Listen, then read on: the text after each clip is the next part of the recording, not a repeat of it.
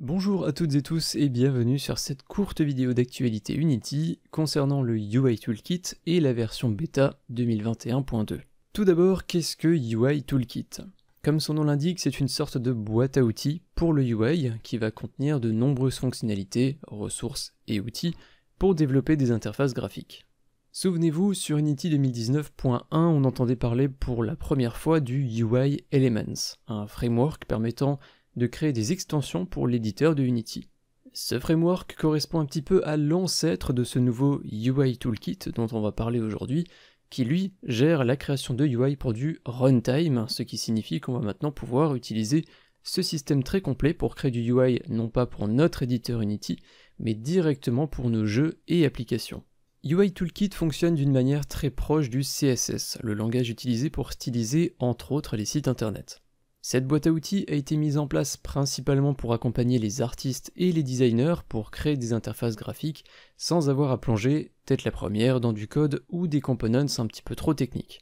On retrouve également TextMesh Pro dont je vous ai déjà parlé, si vous ne savez pas à quoi ça correspond, j'ai fait une vidéo complète sur le sujet. Cet outil est une surcouche qui va venir s'appliquer sur le système de UI natif de Unity pour lui apporter de nombreuses fonctionnalités. TextMesh Pro est donc intégré par défaut à UI Toolkit, ce qui veut dire que vous n'avez pas à installer des plugins supplémentaires et à devoir gérer de potentielles dépendances à la main. Vous profitez donc des nombreuses fonctionnalités de TMP directement avec le UI Toolkit. À vous la possibilité d'enfin personnaliser vos textes et de les rendre plus jolis. Un autre point qui était particulièrement frustrant et attendu, c'était sur les animations et les transitions de nos éléments de UI. Jusqu'à maintenant, créer des animations pour des éléments de UI, c'était vraiment long, lourd et frustrant.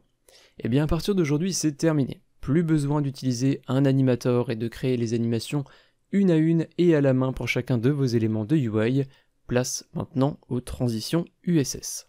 Ce nouveau système vous offre une nouvelle manière de créer des transitions de manière simple et rapide, mais également ces animations vont également être facilement réutilisables. Plus besoin de dupliquer quoi que ce soit et d'avoir des dizaines d'animations semblables dans les fichiers sources du projet. En bref, ces nouvelles transitions USS apportent un gros gain de temps et un design aux petits oignons. Autre point important et qui va plaire à bon nombre d'entre vous qui galèrent avec le UI de leur projet, le UI Toolkit est compatible avec le Unity UI. Qu'est-ce que ça veut dire? Eh bien simplement que n'importe quel projet existant sur Unity utilisant le UI de base va pouvoir migrer sur ce nouveau système, et ça sans encombre. Il faut savoir également que le UI Toolkit ne vient pas remplacer de manière brute et définitive le UI de base, vous êtes donc libre de migrer votre UI entièrement, ou alors de le faire potentiellement de manière partielle dans un premier temps. Parlons un petit peu optimisation et workflow maintenant avec la possibilité de créer du textureless UI, donc du UI sans texture.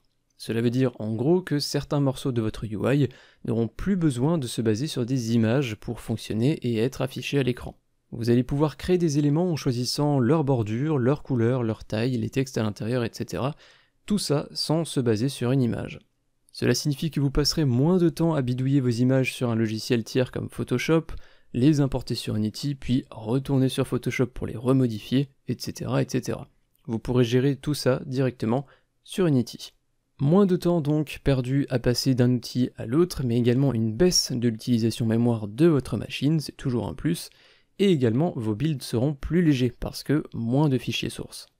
Parmi les améliorations, on retrouve également une nouvelle technique de rendu permettant d'optimiser l'utilisation de l'anti-aliasing, donc de meilleures performances, sans avoir à sacrifier la qualité pour autant. Alors ça fait 5 minutes que je vous parle de cette superbe nouvelle boîte à outils, donc c'est super, mais est-ce que c'est fait pour tout le monde? Et dans quel cas faut-il l'utiliser? Eh bien, tout va dépendre de votre projet. Si vous utilisez très peu d'UI et que le système de base de Unity vous suffit, vous ne gagnerez pas grand-chose à utiliser le UI Toolkit. Il ne faut pas oublier également que le système de base de Unity est très simple à connecter avec la partie logique, de par ses components en mono behavior.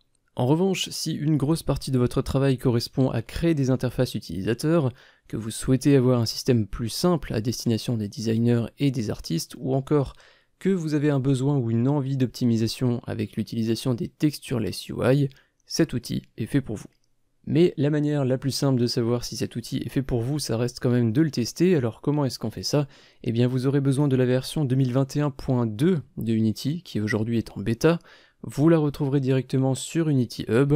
Pour installer Unity Hub et Unity, j'ai fait une vidéo complète sur le sujet, donc je vous invite à la regarder. Petit rappel, les versions bêta ne sont théoriquement pas faites pour des projets visant un environnement de production, donc si vous comptez rendre votre jeu ou appli disponible au grand public, préférez attendre une version finalisée de UI Toolkit, et comme d'habitude, de toute façon, avant de passer sur une nouvelle version de Unity, faites une sauvegarde de votre projet. Merci à tous de m'avoir suivi jusqu'à la fin de cette vidéo, j'espère qu'elle vous a plu. Que pensez-vous de ce petit format d'actualité? Vos retours sont très importants parce que ça fait quelques temps que je réfléchis pour vous proposer un nouveau format sur la chaîne qui vous permettrait d'être en permanence au courant des nouveautés et actualités autour du logiciel Unity. Un grand merci à tous les tipeurs du mois dernier affichés sur la droite de l'écran, on y retrouve également Detart, David, Spock2018 et Spyprog, sans qui cette vidéo n'aurait pas été possible. Je vous dis à très bientôt pour d'autres vidéos sur la tuto Unity FR et sur les nouveautés de Unity. Salut!